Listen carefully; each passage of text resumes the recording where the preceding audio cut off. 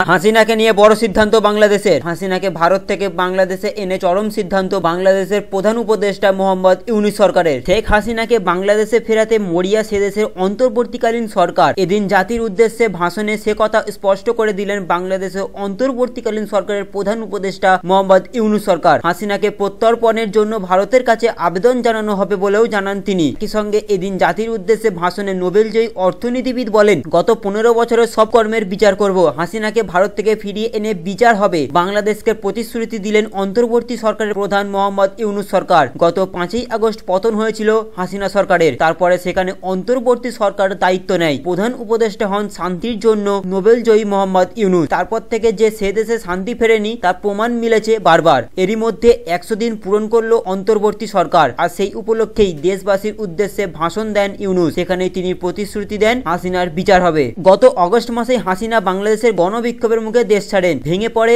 আওয়ামী লীগের সরকার। তারপর থেকে ভারতের আশ্রয়ই রয়েছেন পড়োশি দেশের প্রাক্তন প্রধানমন্ত্রী। অন্তর্বর্তী সরকারের প্রধান ইউনূস এদিন বলেন, ভারতের কাছে হাসিনাকে প্রত্যর্পণের দাবি জানানো হবে। গত 5ই আগস্ট বাংলাদেশে হাসিনা সরকারের পতন হয়। সেদিনই বাংলাদেশ থেকে ভারতে পালিয়ে আসেন হাসিনা। তারপর থেকেই ভারতেই আছেন শেখ হাসিনা। বাংলাদেশের প্রধান উপদেষ্টা ইউনূস সরকার আগেই দাবি করেছিলেন, অগস্টে গণবিক্ষোভের সময় ছাত্র ও শ্রমিক সহ প্রায় 1,500 জন নিহত হয়েছেন, রক্তাক্ত হয়েছেন প্রায় 20,000 বাংলাদেশি। এদিন ইউনূস জাতির উদ্দেশ্যে ভাষণে মনে করিয়ে দেন, এই প্রতিটি হত্যার বিচার করা হবে। শুধু জুলাই আগস্টে হওয়া হত্যাগুলিরই নয়, গত 15 বছরের অপকর্মের বিচার হবে শেখ হাসিনার। বাংলাদেশের প্রাক্তন প্রধানমন্ত্রী শেখ হাসিনা দেশ ছাড়ার পর নির্মম পরিণতি হয়েছে আওয়ামী লীগ সমর্থকদের। হাসিনা আমলের বহু নেতা মন্ত্রীকে জেলবন্দিও করা হয়েছে। এবার মুজিব কন্যাকে দেশে ফিরিয়ে এনে তার বিচার করার সংকল্প করলেন ইউনূস সরকার। এছাড়া বাংলাদেশের সংখ্যালঘুদের উপর অত্যাচার প্রসঙ্গে তিনি বলেন, ধর্মীয় সংখ্যালঘুরা যেখানে যেখানে হিংসার শিকার হয়েছে বলে খবর পাওয়া গিয়েছে, তেমন বেশ কয়েকটি অভিযোগের তদন্তও চালানো হচ্ছে। তিনি বলেন, বাংলাদেশের অন্তর্বর্তীকালীন সরকার যথাসাধ্য চেষ্টা করছে